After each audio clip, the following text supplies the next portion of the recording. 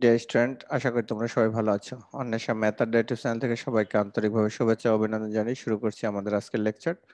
আমাদের আজকের লেকচার ষষ্ঠ শ্রেণীর বিজ্ঞান অধ্যায় 2 এর পার্ট 3। পার্ট 3-তে আছে অপুষ্পক উদ্ভিদ। অপুষ্পক উদ্ভিদ নিয়ে আজকে আমরা আলোচনা করব। তা দেখো, প্রথমে আমরা মেইন বইটার যে রিডিংটা আছে এটা পড়ে বুঝাবো, দেন আমরা পিডিএফ এ যাব। তো অপুষ্পক উদ্ভিদ কি? উদ্ভিদের মধ্যে কিছু সংখ্যক উদ্ভিদে ফুল ও ফল হয় না। এই যে আমরা যে উদ্ভিদগুলো দেখতে পাই আমাদের চারপাশে, তো সেখানে কিছু সংখ্যক উদ্ভিদের দেখবা ফুলও হয় না, ফলও হয় না। এরা স্পোর বা রেণু সৃষ্টির মাধ্যমে প্রজনন সম্পন্ন করে। স্পোর বা রেণু সৃষ্টির মাধ্যমে প্রজনন সম্পন্ন করবে। তো এই যে প্রজনন মানে বংশ বিস্তার, প্রজনন কিভাবে সম্পন্ন করবে মানে বংশ বিস্তার। ওই একটা উদ্ভিদ যদি ওই উদ্ভিদের আরেকটা নতুন উদ্ভিদ তৈরি না হতো, তাহলে কি হতো যে ওই একটা উদ্ভিদ মারা গেলে আর কোনো জাতের উদ্ভিদ ওই ধরনের থাকতো না। বিধায় এটা প্রজনন হয়। যেহেতু প্রজনন মানে বংশ বিস্তার, প্রজনন সম্পন্ন করে, এদের অপুষ্পক উদ্ভিদ বলে। এদের বলা হবে কি? অপুষ্পক উদ্ভিদ।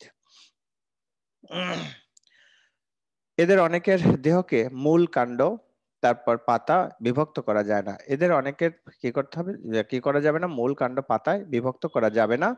এরা সমাঙ্গদেহী উদ্ভিদ। এদের যেহেতু আমরা মূল, কাণ্ড, পাতায় বিভক্ত করতে পারবো না, সেহেতু তাদের বলা হয়েছে সমাঙ্গদেহী উদ্ভিদ। যেমন স্পাইরোগাইরা, এটার একটা এক্সাম্পল আছে স্পাইরোগাইরা। তো এরপরে আবার কিছু উদ্ভিদের কাণ্ড ও পাতা রয়েছে, তবে সাধারণত উদ্ভিদের ন্যায় মূল নেই। তাহলে কিছু উদ্ভিদের কি রয়েছে? কাণ্ড বা পাতা রয়েছে, তবে সাধারণত উদ্ভিদের ন্যায় মূল নাই। প্রত্যেকটা উদ্ভিদের একটা করে মূল থাকে, কিন্তু এদের আবার মূল নেই। মূলের পরিবর্তে রাইজয়েট রয়েছে। তাহলে এদের কি থাকবে? মূলের পরিবর্তে রাইজয়েট থাকবে। মূলের পরিবর্তে রাইজয়েট আছে, তবে সাধারণত উদ্ভিদের ন্যায় মূল নেই। মূলের পরিবর্তে রাইজয়েট আছে। এরা সবুজ ও স্বভোজী। এরা সবুজ ও স্বভোজী হবে। এদের স্যাঁতস্যাঁতে ইট, মাটি, দেওয়াল ও গাছের বাকলে জন্মাতে দেখা যায়। এদের সাধারণত পাবো কোথায়? স্যাঁতস্যাঁতে জায়গায় ইট, তারপর হচ্ছে মাটি, দেয়াল ও গাছের বাকলের জন্মাতে দেখবো। এছাড়া পানিতে ভাসমান অবস্থায় এদের পাওয়া যায়। এছাড়া কোথায় পাবো? পানিতে ভাসমান অবস্থায় এদের পাওয়া যায়। তারপরে সাধারণত এরা পুরাতন ভেজা দেওয়ালের কার্পেটের মতো নরম আস্তর করে কি করে? ঠাসাঠাসি ভাবে জন্মে। ঠাসাঠাসি মানে কি? একসাথে অনেকগুলো জন্মাবে। যেমন মশ উদ্ভিদ। ফার্ন অপুষ্পক উদ্ভিদের মধ্যে সর্বোন্নত উদ্ভিদ। ফার্ন কি? অপুষ্পক উদ্ভিদের মধ্যে সর্বোন্নত উদ্ভিদ। ফার্নের দেহ মূল, কাণ্ড ও পাতায় বিভক্ত। ফার্নের দেহ কি? মূল, কাণ্ড, পাতায় বিভক্ত। বাড়ির আশেপাশে সাথে ছায়াযুক্ত স্থানে এবং পুরানো দালানের প্রাচীরে এরা প্রচুর পরিমাণে জন্মায়। যেমন ঢেকি শাক। যেমন কোথায়? এরা ঢেকি শাক। অপুষ্পক উদ্ভিদের পরে আমাদের থাকবে হচ্ছে পরের পার্টে আছে, দেখো, অপুষ্পক উদ্ভিদ। আচ্ছা, আমরা এটার একটু এটা পড়ে নিই, পিডিএফটা। ডিয়ার স্টুডেন্ট, আমি তোমাদের সামনে পিডিএফ দিচ্ছি। তো ডিয়ার স্টুডেন্ট, আমরা এর আগের পার্টে এমিভা, এমিভার একটা প্রাণীর নাম শুনছি যেটা হচ্ছে এককোষী। ওইটার চিত্রটা আমি আজকের পিডিএফ এ তোমাদের একটু দেখাবো, যে আসলে এমিভার চিত্রটা মানে কেমন হয়। তো দেখো, আমি পিডিএফ এ তোমাকে এমিভার চিত্রটা দেখাচ্ছি তোমাদের। এই হচ্ছে এমিবা। আসলে এই যে এমিবার চিত্রটা, এটা মূলত তোমাদের কিন্তু যে এই একই রকম দেখতে দেখাবে তা না। এটা বিভিন্ন স্থানে গিয়ে এদের আকার পরিবর্তন করে। এরা নিজেদের ইচ্ছা অনুযায়ী আকার পরিবর্তন করতে পারে। তো এমিবার যে এই যে দেখো ছোট ছোট যে খাস খাস করা আছে, এগুলোকে ক্ষণপথ বলা হয়। পানি গহ্বর আছে, খাদ্য, তারপর হচ্ছে নিউক্লিয়াস, তারপর হচ্ছে কি প্লাজমেন, তারপর হচ্ছে এরকম করে আমাদের সবগুলো অঙ্গাণুগুলো থাকবে। তা এরকম এমিবাটা দেখতে এরকম দেখায়, কিন্তু আকার আকৃতি এদের নিজেদের ইচ্ছা মতো পরিবর্তন করে, তাই যে কোনো জায়গায় যে কোনো রকমের আকার আকৃতি ধারণ করতে পারবে। এবার আমরা পড়ব হচ্ছে আমাদের অপুষ্পক উদ্ভিদ পার্ট 3-এর যে জ্ঞানমূলক অনুধাবন প্রশ্ন আছে তাই।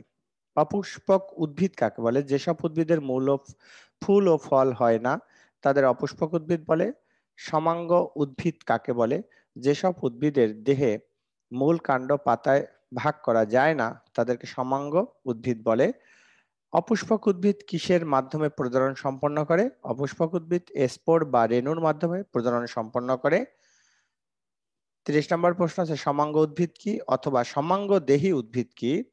যেসব অপুষ্পক উদ্ভিদের দেহে ফুল মূল কাণ্ড পাতায় বিভক্ত করা যায় না তাদের সমাঙ্গ বর্গের উদ্ভিদ বলা হয়। এরপরে আমরা পড়ব অনুধাবনমূলক প্রশ্ন। দেখো, অনুধাবনমূলক প্রশ্নের মধ্যে আছে ফার্নকে কেন সর্বোন্নত অপুষ্পক উদ্ভিদ বলা হয়? ফার্নের দেহ মূল কাণ্ড ও পাতায় বিভক্ত। এছাড়া ফার্নে পরিবহন টিস্যুতন্ত্র বিদ্যমান, এজন্য ফার্নে কি অপুষ্পক উদ্ভিদের মধ্যে সর্বোন্নত। শৈবাল ফার্ন মশ ফার্নের পার্থক্যগুলো কি কি? শৈবাল মশ ফার্নের পার্থক্যগুলো একটু পড়বা, কারণ পরীক্ষা আসে। শৈবাল শৈবালের দেহে মূল কাণ্ড পাতায় ভাগ করা যায় না। মশ এর দেহে কাণ্ড পাতা থাকলেও মূল নেই। ফার্ন ফার্ন জাতীয় উদ্ভিদের দেহ মূল কাণ্ড পাতায় বিভক্ত, তারপর ভেজা স্যাঁতস্যাঁতে জায়গায় জমে থাকে। মশ স্যাঁতস্যাঁতে মাটিতে ভেজা দেয়ালে বা গাছের বাকলে জন্মে। ফার্ন সাধারণত ছায়াযুক্ত স্থানে জন্মে, আলো পছন্দ করে।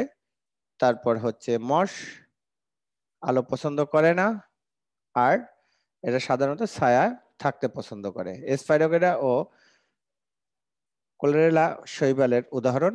তারপর হচ্ছে রিক্সিয়া, তারপর হচ্ছে কি মার্কেনসিয়া মশের উদাহরণ। তারপর হচ্ছে ঢেকি শাক ফার্ন এর উদাহরণ। ঢেকি শাক হচ্ছে ফার্নের উদাহরণ। এরপরে হচ্ছে আদি উদ্ভিদের দুইটি বৈশিষ্ট্য। আমাদের আদি উদ্ভিদের দুইটি বৈশিষ্ট্য পড়তে হবে। আদি উদ্ভিদের দুইটি বৈশিষ্ট্য হলো এ সকল উদ্ভিদের মূলের গর্ভাশয় থাকা না থাকায় ফল হয় না। 2 নাম্বার, বীজ নগ্ন অবস্থায় থাকে, মানে বীজটা আবৃত অবস্থায় থাকবে না, এটা নগ্ন অবস্থায় থাকবে। তো ডিয়ার স্টুডেন্ট, তোমরা যারা 6-এ কেবল উঠছো তাদের কিন্তু সৃজনশীল লিখতে একটু প্রবলেম হয়, এই কারণে তোমরা সৃজনশীল গুলো মানে এখানে অ্যান্সার সহ দেওয়া আছে, একটু কয়েকটা সৃজনশীল বারবার প্র্যাকটিস করবা, দেখবা যে তোমাদের সৃজনশীলের যে লেখার ধরন এটা ঠিক হয়ে যাবে। ক নাম্বার, ফার্ন বর্গীয় উদ্ভিদ কোথায় জন্মেতে দেখা যায়? তো এটা একটা লাইনে বা এক কথায় হতে পারে। ফার্ন বর্গীয় উদ্ভিদ বাড়ির আশেপাশে স্যাঁতস্যাঁতে ছায়াযুক্ত স্থান বা পুরনো দালানের প্রাচীরে জন্মে। সমাঙ্গদেহী উদ্ভিদ কাকে বলে আমরা অনুধাবন বা জ্ঞানমূলক প্রশ্নের মধ্যে পড়ে আসছি।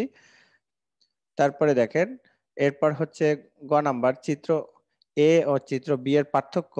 এগুলো তো দেখলেই বোঝা যায় কিভাবে কোনটা চাইছে, তবে আমরা যখন গ নাম্বারটা লিখবো এভাবে ওই কথাটা লিখে নেব। উদ্দীপকের চিত্র এ ও বি যথাক্রমে স্পাইরোগেরা ও ফার্ন, এদের পার্থক্য নিচে দেওয়া হলো। আমরা একটু আগে পার্থক্যগুলো পড়লাম, একসাথে পড়লাম, মস ফার্ন আর স্পাইরোগেরার পার্থক্য। তা এভাবে তোমরা পার্থক্যটা ছক করে লিখতে পারো, বা যেভাবে তোমাদের ভালো হয়। মানে প্রথমে ফার্ন স্পাইরোগেরা লিখলা, তারপর ফার্ন লিখলা। বি চিত্রের কোন কোন বৈশিষ্ট্য মস থেকে আলাদা? তাহলে এখন বি চিত্রে ছিল কি ফার্ন, ফার্ন আর মস থেকে আলাদা যে যে পার্থক্যগুলো আছে, বৈশিষ্ট্যগুলো আছে, সেগুলো আমরা লিখবো।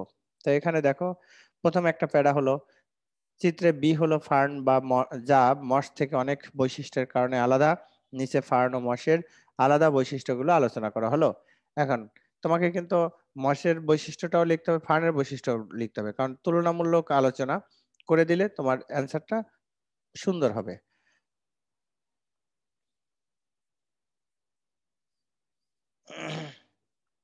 এরপরে আমরা বহু নির্বাচনী প্রশ্ন আছে, দেখো। যেসব উদ্ভিদের ফুল ও ফল হয় না তাদেরকে কি বলে? অপুষ্পক উদ্ভিদ। রাইজয়েড রয়েছে কোনটির? মস। নিচের কোনটির নিজের খাদ্য তৈরি করতে পারে? ফার্ন।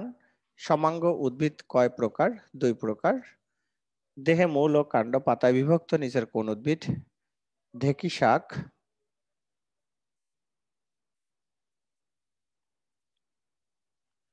স্পোর বা রেণু সৃষ্টির মাধ্যমে প্রজনন সম্পন্ন করে কোনটি? অপুষ্পক উদ্ভিদ। ঢেঁকি শাক কোনটির উদাহরণ? ফার্ন। ছত্রাক জাতীয় উদ্ভিদ কোথায় জন্মে? ছায়াযুক্ত স্থানে।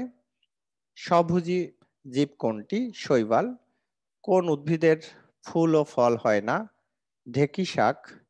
স্পাইরোগোরা কোন শ্রেণীর উদ্ভিদ? সমাঙ্গদেহী।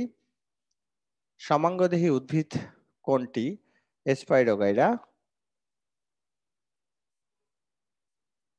ঢেঁকি শাক কোন ধরনের উদ্ভিদ? ফার্ন। কোনটির দেহে মূল কাণ্ড পাতায় বিভক্ত করা যায় না? স্পাইরোগাইরা। অপুষ্পক উদ্ভিদের মধ্যে সর্বোন্নত উদ্ভিদ কোনটি? ফার্ন। সমাঙ্গদেহী উদ্ভিদ।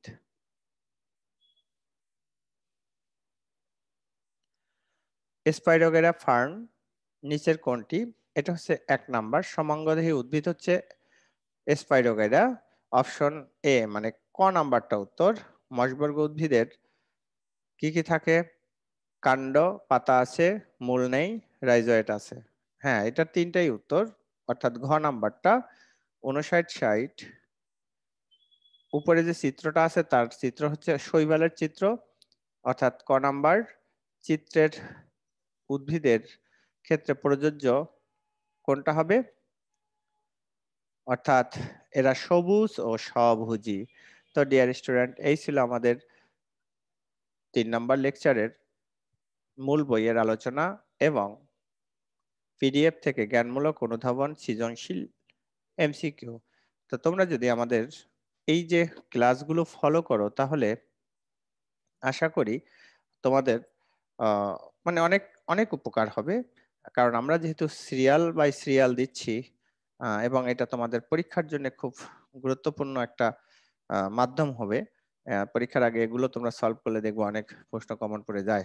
তো ডিয়ার স্টুডেন্ট, যদি আমাদের এই ক্লাসগুলো ভালো লাগে তাহলে অবশ্যই আমাদের চ্যানেলের সাথে থাকবা। অন্বেষা ম্যাথ আড্ডা চ্যানেল থেকে আমি আশিস স্যার আজকে বিদায় নিচ্ছি। দেখা হবে পরবর্তী কোনো একটা লেকচার।